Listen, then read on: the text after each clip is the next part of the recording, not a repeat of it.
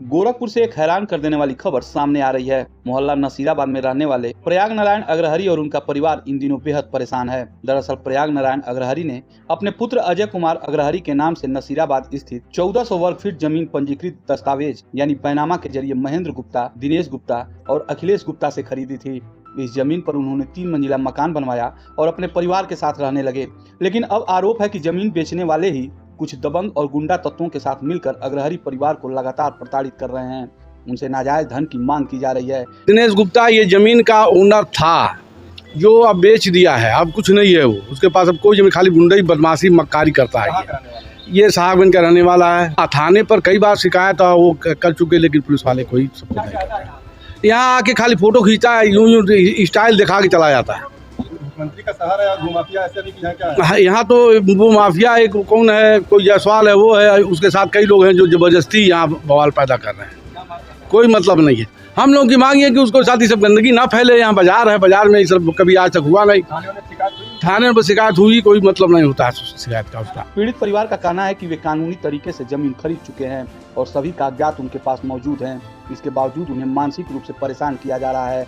परिवार ने प्रशासन और पुलिस से सुरक्षा की गुहार लगाई है।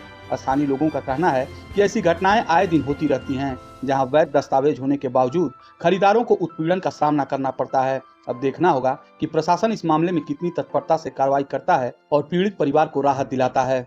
बताइए, आपका नाम क्या है? प्रयाग नारायण अग्रहरि। कहाँ घर है आपका? मेरा घर तो इस वक्त यही है, नसीराबाद चौराहे गोला में ही पूरी मेरा परिवार रहता है, मैं रहता हूँ और मेरे परिवार पूरे रह कर इसको बनवाया गया है। थाना कौन सा है? थाना जो है कोतवाली है। चलिए, क्या मामला है? कौन धमकी दे रहा है आपको? हमको यह लोग जो है जमीन जिसने दिया है, महेंद्र कुमार गुप्ता, अरविंद कुमार गुप्ता और दिनेश कुमार गुप्ता, यह लोग कुछ गुंडों बदमाश से मिलकर हमको धमकी दे रहे हैं। और धमकी क्यों दे रहे हैं? ये विवादित जमीन है जिसमें बेचने वाला और खरीदने वाला मिलकर 1 करोड़ 15 लाख रुपया ले चुके हैं। कब खरीदे थे जमीन? 4 महीना हो गया, 4-5 महीना। विवाद किस बात का? क्या करते हैं? विवाद इस बात का है कि आप हमको पैसा दीजिए और कुछ गुंडे बदमाश कहते हैं हमको दीजिए, यही सब बात है और कोई बात नहीं है। पैसा जो आप 1 करोड़ कुछ जो भी है दिए थे, किसको दिए थे? दोनों मिलकर लिए हैं, कौन? दिनेश गुप्ता और वह।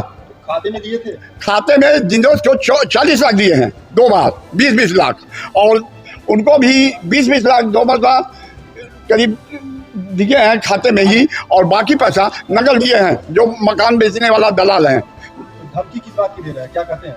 कह रहे हैं कि हमको जो है इस मकान का और पैसा दीजिए, और हमने कहा कि ठीक है, जो भी पैसा निकलता होगा मैं देने के लिए तैयार हूँ, लेकिन इस पर जो मर्म मुकदमा है उसको ख़त्म कराई जाए। और पैसा आपने जब रजिस्ट्री किया तो यह कहा कि इस पर कोई मुकदमा नहीं है, और कागज में भी लिखा इस पर कोई मुकदमा नहीं है, फिलहाल इस पर कई मुकदमे हैं। धोखे में रख के बेचे जमीन आपको? धोखे में रख के जमीन बेचे हैं? धोखे में रख के बेचे हैं। हाँ, धोखे में रख के हमारे साथ जालसाजी और फ्रॉड हुआ है। थाने पे शिकायत हुई इसकी? हाँ, थाने पर शिकायत की है।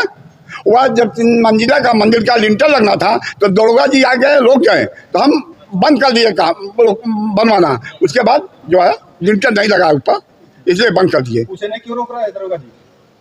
दरोगा जी से आपने पूछा कि क्यों रोक रहे हैं? हमारी गलती क्या है? हमने तो खरीदी। हमने यह कहा हमारी गलती क्या है, क्या नहीं है। हमको आप मुकदमा खत्म कराना, जो पैसा निकलता है हमसे ले लें, हम देने के लिए तैयार हैं।